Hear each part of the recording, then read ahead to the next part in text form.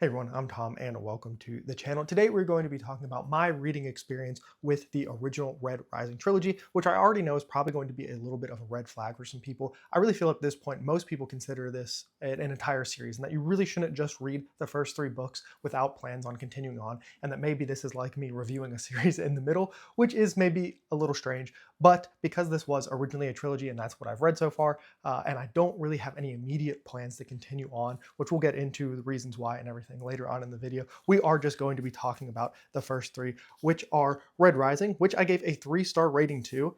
Golden Sun, which is book 2, I gave this one a 4-star, and then Morning Star, which I also ended up giving a 4-star in the last book in this trilogy. So I'm going to be spoiler free for a little bit, and then we'll definitely talk in some spoiler stuff because I really feel I can't talk completely about this trilogy in a spoiler free way, at least in the way I would like to.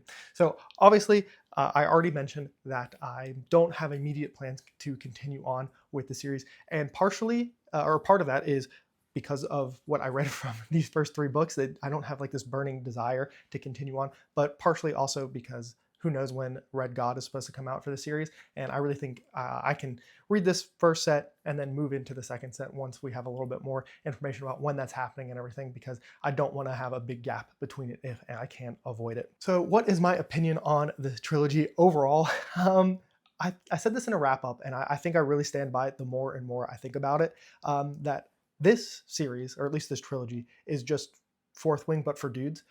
And what I mean by that is that's not even that Fourth Wing and this are covering anything thematically the same, or they're even the same genre, or anything like that. What I mean is this, to me, is the kind of series that you just have to kind of turn your brain off and stop thinking too critically. Because when you really start to squint and look at what is going on, you realize how surface level a lot of the stuff is going on in this series and in Fourth Wing, and just how the plot holes and some of the stuff just really doesn't make sense. And we will get a little bit more in depth about some of the issues I specifically had with these books as we get into the spoiler section. And I know there are people who are already know what I'm talking about. And I think it's a pretty regular criticism about the series, just from what I have seen now that I finished it and I have kind of delved into some other more spoilery sections of the internet for this series.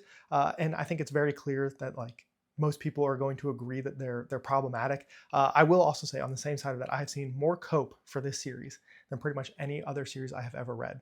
Now, all that being said, I still like overall really did enjoy my time with this series, but it is one that I can tell very quickly it's already fading from me. I read not Morning Star, I read Red Rising, the first book, earlier this year, and the finer details of that story are already gone. And I don't think it really matters. I don't think it's going to impact my enjoyment of the second set of books. I don't think it really matters at all. And that's not a problem per se, but it is just my experience.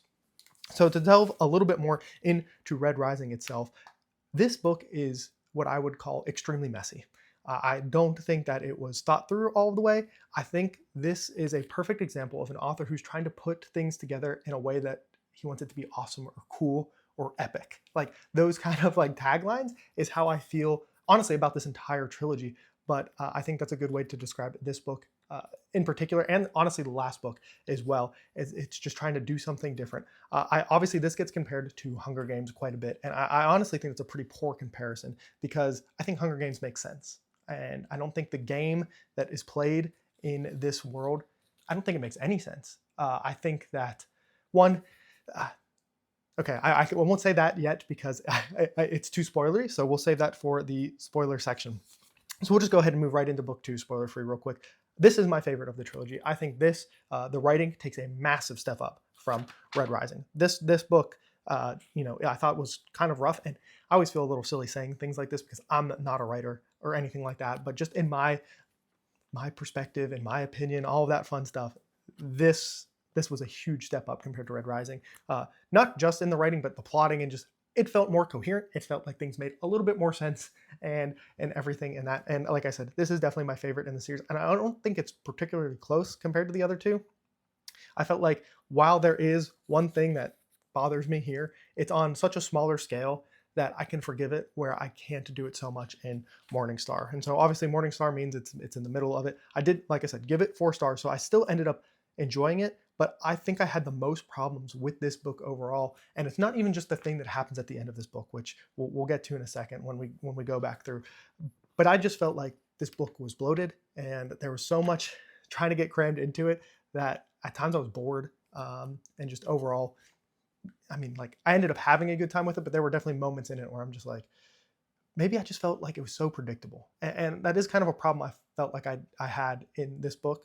Um, Not so much in the other two, but this one, it felt like I knew kind of what was coming at all times, even when maybe there was like a little bit of a twist.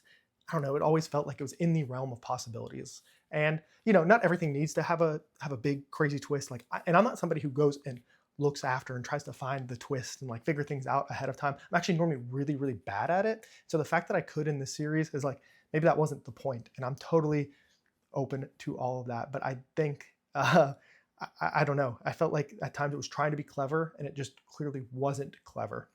Uh, so before we get into spoilers, I think the thing I would say overall is this is perfect gateway into reading. And I understand why this is so popular with so many people, because I think if I had read this when I first got back into reading and I hadn't read a lot of other things yet, that I would be more positive on it than I am with the breadth of reading experience I have now. I think I'm coming up on almost 400 books read since 2019. So like not like a crazy amount. People have read way more than that, but that's a decent enough breadth where like you've seen a lot of different things.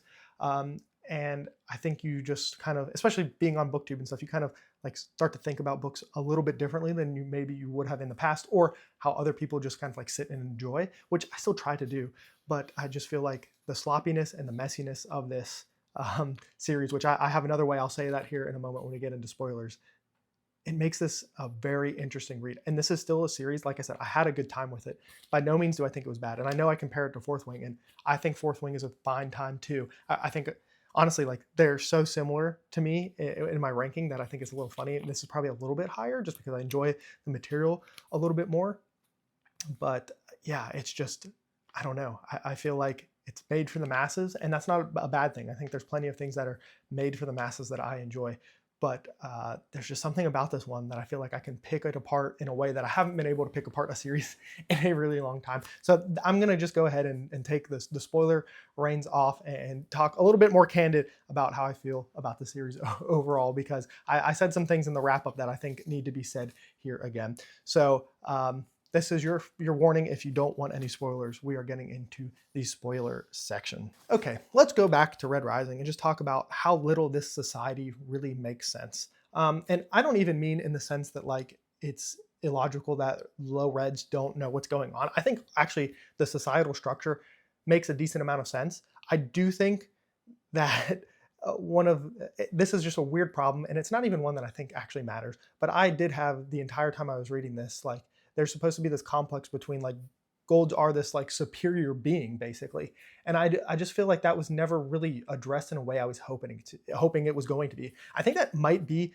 one of the biggest problems I have with the series as a whole is we're supposed to feel bad for the Reds, and we do. Obviously, the slavage and the bondage they are in is bad.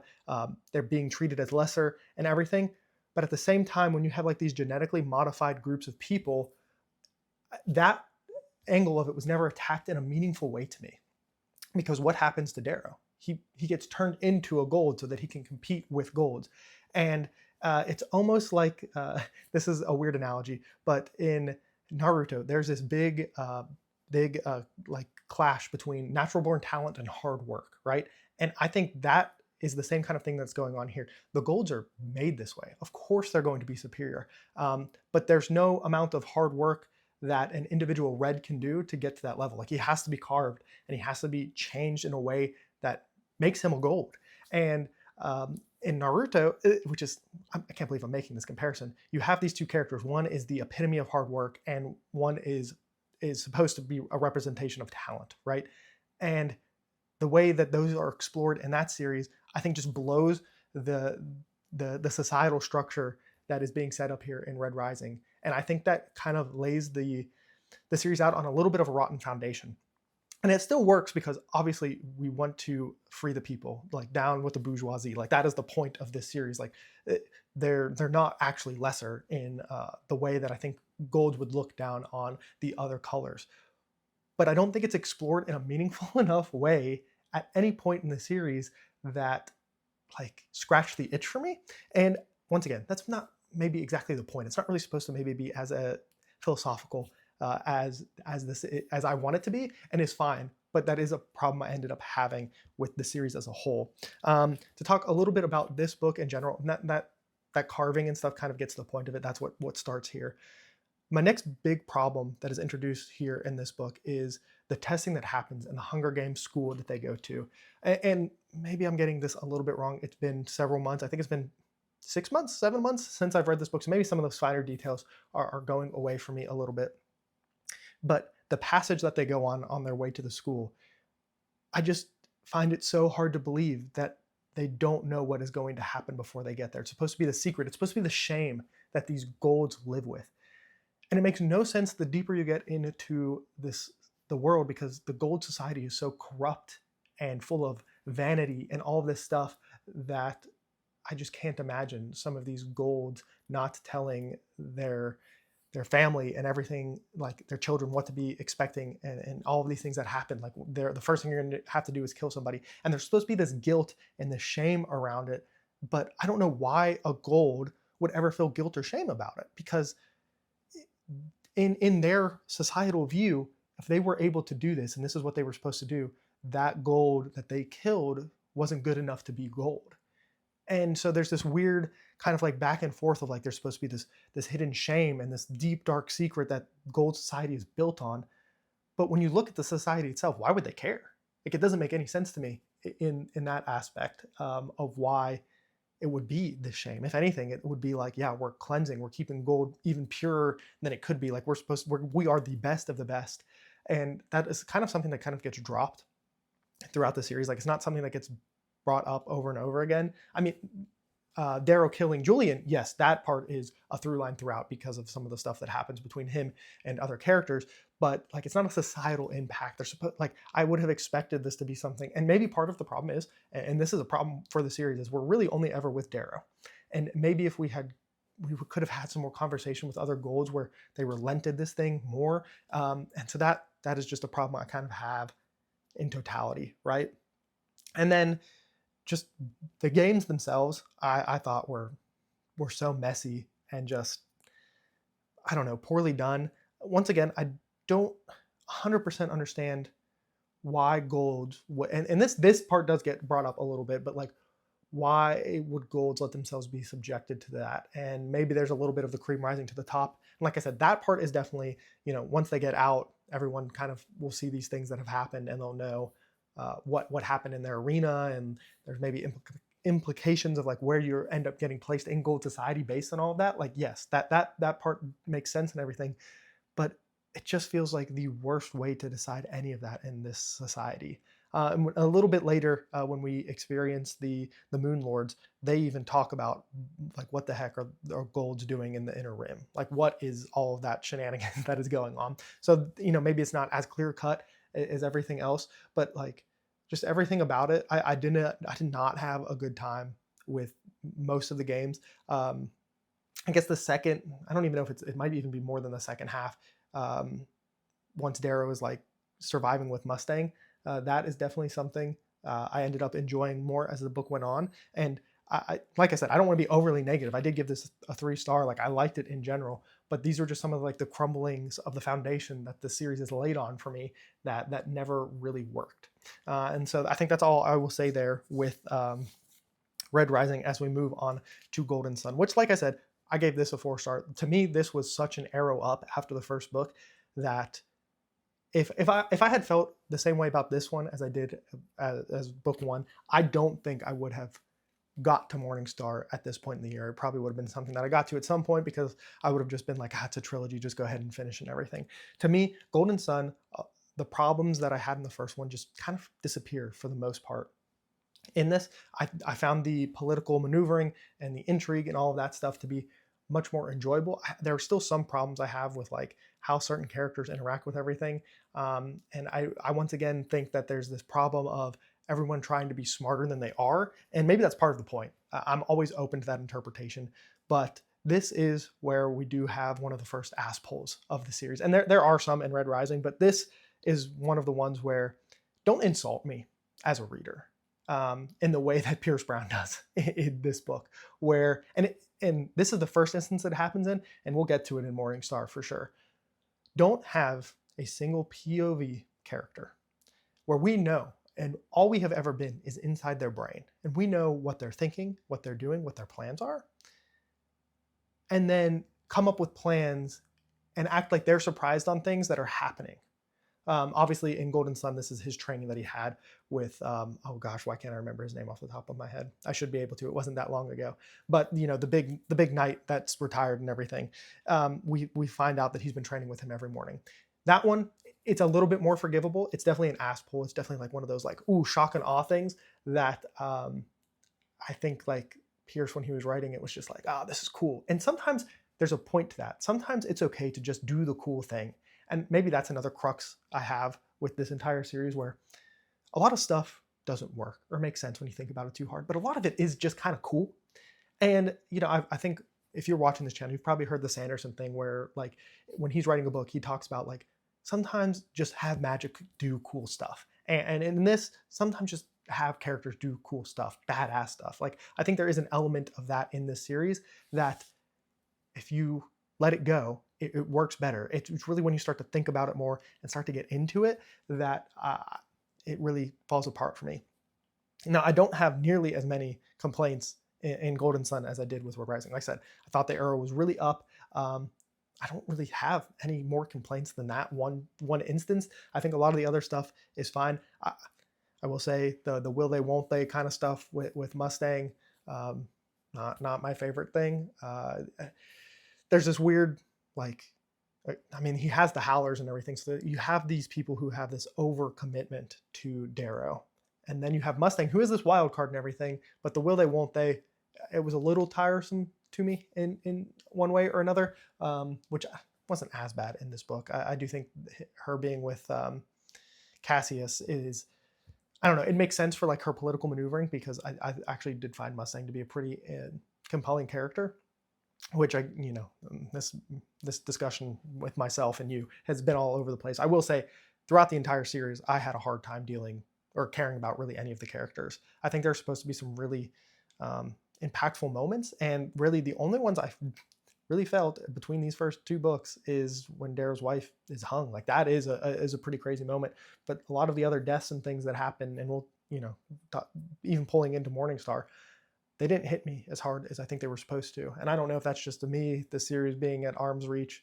Some of the portrayals and stuff, like, I don't know, it doesn't make sense to you that Rogue was like, nah, I'm not about this. Like, I think it's more surprising of how many golds end up being on Darrow's side. So that is something I have. But let's go ahead and really talk about Morningstar, because Morningstar is the one where, and I don't curse a whole lot on this channel, but in my wrap up, I called this a steaming pile of dog shit. And I stand by that. I think this book is both a really good time and I really enjoyed it. Gave it a 4 stars, but at the same time, steaming pile of dog shit that like is at some points barely coherent. And once again, how dare you insult me in the way that you did at the end of this book? How dare you have all this trauma that Darrow has gone through, being in the box, and we think Cassius betrays him again, and Darrow's trapped in a box again. This is worst case scenario. He's getting shipped off back to the ruler, the Empress, and he's gonna have to deal with this. He's being captured in all of this, and Severa's dead, and all this, and the whole time, the biggest problem is it's like this isn't what's actually happening. At least it felt like the whole time I was just like, oh, so this is where Cassius finally gets back on Darrow's side, because it's so telegraphed when they have the drinking episode thing together where they're like chilling and just having a bros night. But I don't know if I've ever felt as insulted as a reader as I did in that moment. And I've had people try to tell me it's not as bad. It is as bad, if not worse, than I'm making it out to be in a character's head and just leave out literally the most critical, important thing that is happening in the entire series. The entire series. He has this master plan that he worked out or thought it was going to happen. And you just insult me by like trying to do this like last minute twist. It honestly was so infuriating. It was on the level of, the only other thing I can think of, and this is spoiler free for this series, but there's something that happens in the last book in the Empire of the Vampire trilogy that is on this kind of level, but that one at least makes sense. This one is just like a slap in the face to me as a reader. Maybe other people don't feel as strongly about it. Maybe they think it works fine, or they're just like are okay with not actually knowing everything that's going on in Darrow's head, because you're just like accepting that we don't know everything that's going on in his head. But to me, it's such an insult to everything that I have read up until that point of getting to know these characters, that I was so frustrated with it that it put such a bad taste in my mouth.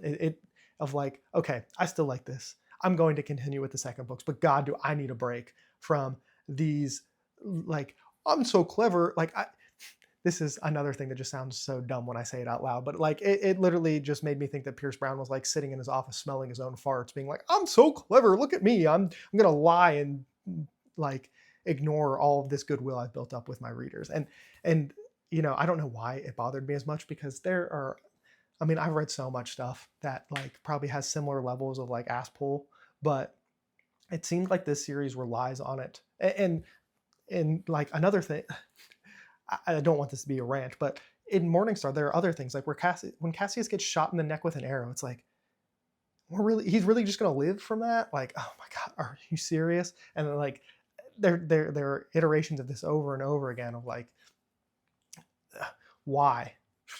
Just don't insult me. Don't cliffhanger me over and over again. Don't tease me with these things. And it makes no sense, because in this series, we're not afraid to kill people. Ares dies. Ragnar dies. Like, all these people do die. And like, it's why I think it's even more frustrating that we do these assholes, because they're not earned and they don't feel needed.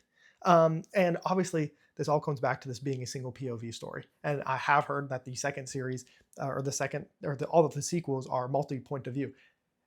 That fixes so many of my problems. If that whole scenario takes place from Victoria's point of view, that all works, because she wouldn't know. Why would she know? She's getting, she's not a traitor in this situation. And also, I at this point in the series, I did find the Howlers and Severo in particular to just be like, what are we doing? He's constantly talking about the fungus on his balls, and it's like, I understand that the entire series they have been this kind of crude, animalistic pack of people that are a companion to Darrow. I get it. They're supposed to be like that, but there was just something about it, and it's like, I liked Severo at the same time, but also at the same time, it's just like, what are we doing? Some of this weird stuff that's happening.